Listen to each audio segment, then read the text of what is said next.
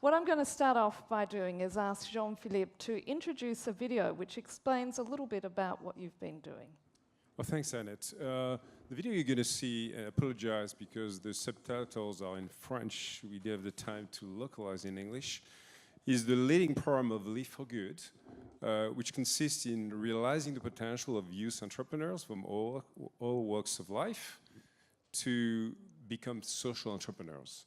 So you're going to see the experience they have and the fun they've had on the campus, which is a physical place where they are going through an extensive development program so that they can actually make the change happen and start their social business. Okay, so perhaps if we can roll the video now.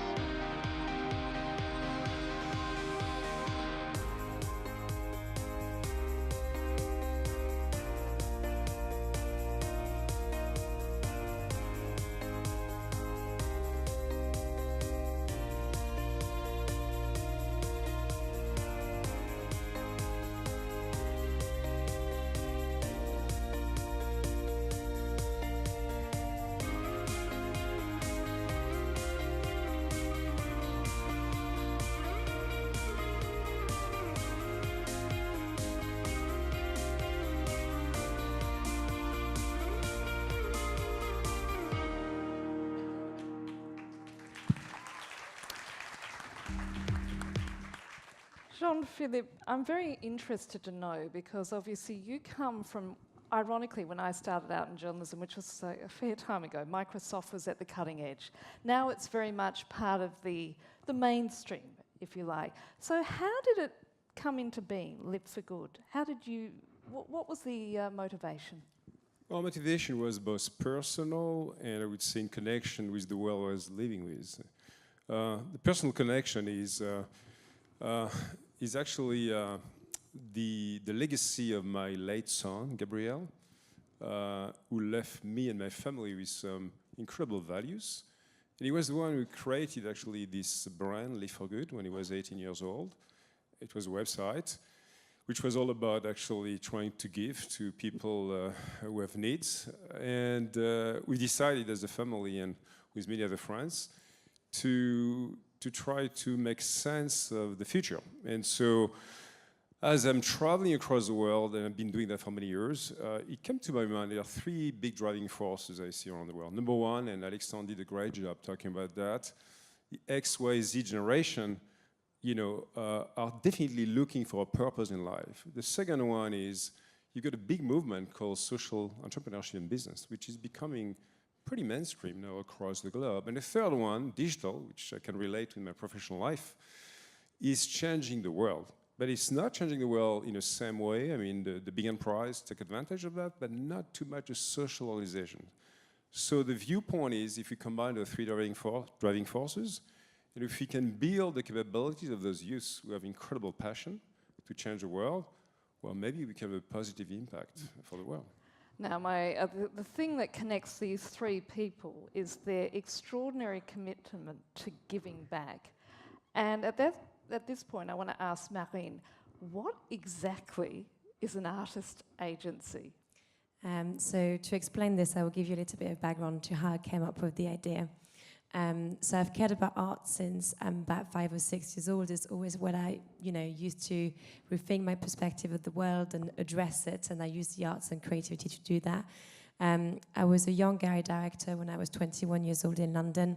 I got asked by an investor to open my own art gallery in Los Angeles. And the thing that hit me and probably changed my life is that I realized that you had a whole entertainment industry with maybe someone that you know called Kim Kardashian, who had over 100 million followers talking about content that was sadly not very inspiring. And instead have, you know, all the artists that I knew had PhDs, were pushing visual contents that talked about sustainability, cultural integration, the right social values, and yet the engagements to wide demographics was very small because the art industry still has a very small engagement. So the good news for me is that not only the agency model made more sense financially, so I was able to kind of launch a business because it was a striving business ahead of galleries, because we were able to partner up our artists with brands, cities, advertising agencies on top of selling the art. But also the amazing news is half of my artists now have PhDs, and they're pushing visual content that as they get to being more and more recognized and famous, that content actually gets to help you rethink things, hopefully in a more inspiring way. So I hope that explains a bit. The basic of an artist agencies is hundreds of artists apply to us every month. We have a selection committee that selects the best ones. When you do sign with us, it's like almost signing with record labels. You get finance, and then you get completely pushed with my team, and then you get influence. But I hope we're showing that influence should be with the right content. Willem, can you explain to me what exactly Solar Impulse is and how solutions have been developed or created as a result? Well, Solar Impulse was originally an airplane that flew around the world purely on solar energy, demonstrating that clean technologies exist and that they can be pushed to the utter limits. But what we're now doing at the Solar Impulse Foundation is to really demonstrate to the world how profitable the protection of the environment actually has become. It's now, there are solutions out there, and many of them are upstairs, that can create growth, create jobs in a clean way. And so our mission is to demonstrate that. And why are we doing that? Because we want to inspire and encourage decision makers around the world to take bolder and more ambitious climate decisions and policies. And so to that end, we've developed a label which helps us to select and evaluate solutions that have both a positive impact on the environment, but are also profitable. And we are looking for 1,000 of those solutions. So we're not really developing those solutions ourselves, but we're reaching out to the entrepreneurs around the world, whether they are, or the innovators around the world, whether they are in startups, SMEs, or large corporates, and have them join our ecosystem so that we can represent them, we can evaluate their solutions, and we can label these solutions. And Bertrand Piccard, our founder, and you know, I have the honor to work with him, and one of the most inspiring people I personally know, will take these solutions around the world and promote them and make sure that they are implemented now and not tomorrow. I now want to ask each of you as a panelist, what is it every day? What personal joy and satisfaction do you get from doing what you do? Perhaps Marine, you want to start? So I think my business is a very strong people business. So I see, you know, I see my artists blossoming as people and gaining confidence, which I think is something that's very special. In terms of the projects that we're conducting, to give you an idea, we just launched with the Mayor of London Fund a sculpture that absorbs the air pollution as it talks to you about sustainability. Every time I see kids, every time I see people approaching these projects, I get a huge kicks, and that's millions of people that will be engaging with that visual content. So I think for me, it's ultimately always about people, and it's their emotions and it's their expressions, and that makes you very happy. Jean-Philippe? I think it's a combination of things. Number one is meeting exceptional people, youth, who all have an incredible story. So you meet someone you know, who's been growing up in Nigeria, came up to France and working as a nurse on psychological trauma of women who've been abused. And I must say she had experienced some of that in her childhood as well. And then she decided to do something about it and to create actually more than an NGO, to create a social business. to help a lot of women in France to go beyond, obviously, that trauma and do something of their life. And I could go on and on. I mean, I see so many incredible purpose-led young talents across just this country, but obviously across the world. That's amazing. And the second thing, of course, which is a big excitement for me, is the innovation. Because they're all coming with some really, I would say, innovation on the edge of very new concepts and ideas of doing things differently. So we have actually in the room a few of those, by the way, Entrepreneurs for Good, and one of them is in the room. Her name is Cassandra. She created a startup called Plastif. What Plastif does, it actually has created a device that she puts in a corporate environment where people in that company can recycle the plastics. They use AI to sort that out, to transform that in 3D filaments, and produce that through 3D printers into beautiful objects given away to NGOs in France. And so she does that while she develops, obviously, a very good consciousness of environment, and while also connecting the dots between employees of organization and NGOs. And so maybe it could be labeled through your organization, actually, Willem. I could connect with you. That would be fantastic. She's in the room. So, and that's what this is all about. So, Willem, what about yourself? So I have 2 points to 2 points to mention. I think the innovation one I can certainly echo because I was so incredibly inspired yesterday by the stuff I've seen. You just put a plastic cup there. I don't know if that was actual plastic or that was one of the cups that was made out of sugarcane, which is truly amazing. We have a lot of innovations in our network which are also here today. Some of them have truly amazing solutions. One of them, Bound for Blue, for example, is creating a rigid wing sail to be implemented on the ships of the highly polluting maritime industry to leverage wind power and reduce fuel consumption. We've got CF Energy, who have a solution called Flexibuster, which is taking organic waste and making energy out of it, and for 1,000 tons of organic waste, you can actually offset at 400 tons of carbon. So that's really those are really facts out there that are very promising. But I think the most inspiring and the most satisfying aspect of this job is really to be at an event like this and to see the energy that's in the room, because you just feel a desire for collaboration. And yesterday, I think it was also expressed very well by Santiago, and I just feel that when an event like that is organized from the heart, you just know it, you feel it, and there is an energy that is unexplainable and that just wants everybody to join the movement for change. And that makes me just incredibly happy to be here. And yeah, that's what I have to say about that. That makes this job amazing. Okay. We talked a little bit earlier there with Alexandre, rather. He spoke about the fact that we are facing an environmental crisis. We're also facing a social crisis. I would just like to ask each of you, given what is happening in the world today, and thanks to people like myself who are keeping everybody informed, do you feel that there is a more responsive mood out there in the public, a greater interest in what you are doing? Jean-Philippe? I see definitely a very growing consciousness again of the world. I think Alexandre did a great job talking about the way he's really getting not just the billions of the world, but actually, people, citizens, to not just to give back, but actually to give the best of themselves.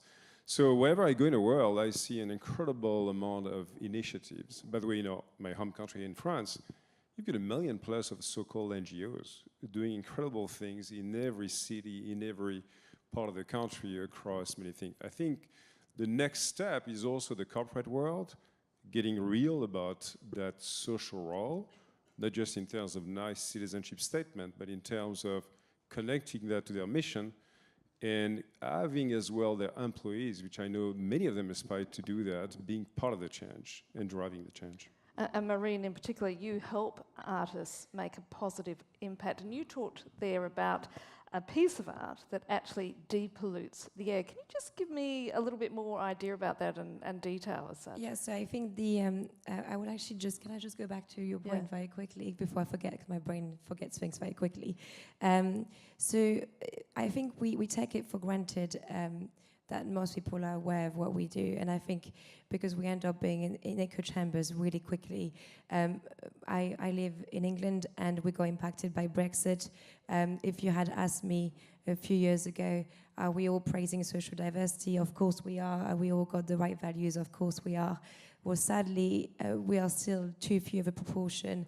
And that's really what I'm saying in the time today, that content really matters. And kind of going back to my obsession with Kim Kardashian, it's a true obsession at this stage. Your average 15 to 20 years old is spending 5 hours on Instagram a day. The main content she gets exposed to is sexually based consumerism and narcissism. This is sadly none of the beautiful ideas we've been hearing today. So I am really concerned about the engagement to content, and I think we forget that we are in this lovely bubble, which I absolutely adore, and I adore everyone I'm encountering through it, but we need to work incredibly harder to get outside of the echo chambers, and I think... And I want to ask you, how do you do that? So, well, I think for us, it's easy in the sense that we produce, the artists produce visual content. So, so to go back to the pollution project, that's a street that they will, Euston Station is used by millions of commuters every year. So they will now be passing a sculpture that tells them about sustainability, but also upcycle the air, because it's also one of the most polluted areas in London.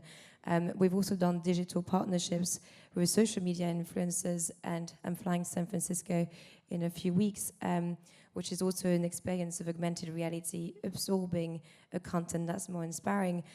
Brands should be pushing more meaningful content, so we've closed a contract with MC Saatchi and Saatchi on billboards for inspiring visual content to be inserted in between adverts. So I think in my head, our content should be pretty much everywhere, from what we wear to what we touch to what we look at, but our world is visual, so we can just integrate it everywhere, and obviously the artists can do that because they master the art of the visuals. Willem, coming back to, given what's going on with the environment, is there a greater response, a positive response to what you're doing at Solar Impulse? Is it easier to sell your message as a result? I'd like to jump in on the bubble. I think, yes, sometimes we do live in a bubble, and it's very comforting because you are surrounded with lots of people who agree with you, and that's great. But it's also dangerous indeed. But that said, I think there is an increasingly positive response. Whenever we talk about the project, people are extremely enthusiastic. And to Jean-Philippe's point, I have to say that there is an eagerness that you see arising from the corporate sector to get involved, to support this, to learn more about it, to see what innovation is there. And it's no longer, at least maybe that's my naivety, but it's no longer a pure sort of greenwashing kind of exercise, but there is a serious commitment to change, and that is something that is, or at least maybe I'm too hopeful, but this is something that I'm feeling, and I'm also very confident that as the younger generation takes over, that's going to be much more the case. Okay, my next question, I want to bring it back to France, because as an Australian living here in France for a number of years, it is interesting, the cultural differences, and obviously we're witnessing a revolution of sorts with the fact we're sitting here in Station F. I want to ask you, Jean-Philippe, let's be frank. France in the past has struggled with an image that it wasn't a place for high-tech or creative ideas. There's also a sense, I think, in this country, and there has been in the past, that it's the state that should provide, which is very different if you come from somewhere like the States or the UK or Canada or Australia. So as a result, why should I give more? Because I already pay a lot in taxes. given what we've just been talking about, again, are things starting to change? And what have you witnessed in terms of that change? I think many things are changing in the country. I mean, never forget this is a country that started one of the first biggest revolutions, by the way. So things can happen brutally, sometimes more elegantly. You see a big wave of entrepreneurship in France. That's something that I witnessed myself. I traveled the world 10 years ago. I would have told you a very different story. Today, not just the numbers tell you the facts in terms of the funding going to VCs, going to not just tech startups, is actually in par with some of the largest other countries in Europe.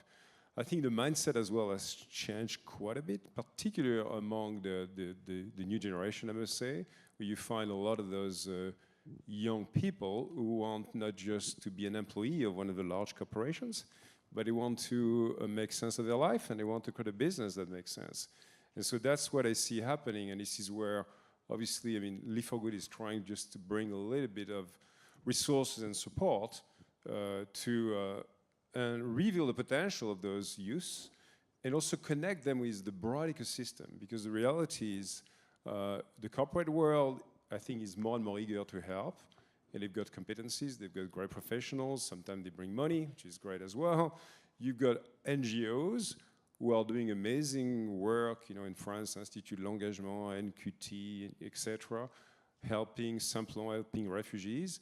And if you connect the dots between those NGOs, the corporate world, and the young talents who want to change the world, I think you are something which is quite big, actually. So I'm positive about the change, Annette.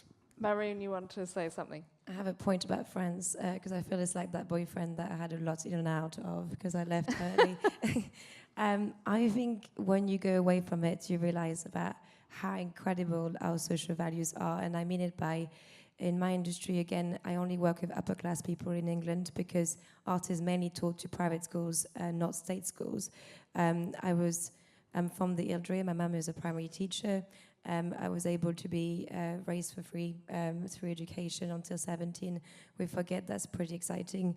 And also I was also exposed to people that were different to me, and I had some grounding of social values. Sounds silly, but as you escape from it, you realize that's pretty relevant, and it helps your brain thinking better long term. The thing that always lacked, therefore, was the financial strive, and that's kind of, you heard that you had to escape if you wanted a brilliant, successful career.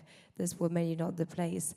What I'm really excited about is now been a few years that I hear of friends for business reasons, and that makes me incredibly excited because, as Alexander said earlier, you need money to meet social values. You cannot turn around the world around otherwise. And our country is now coming up on the news for exits, for entrepreneurships, for money and business use. That's great because we have a lot of the social values, so we will be able to implement them a lot faster. We've only got a few minutes left, so I'm going to very quickly ask you, and this is in true television terms, because normally I have a producer in my ear saying rap.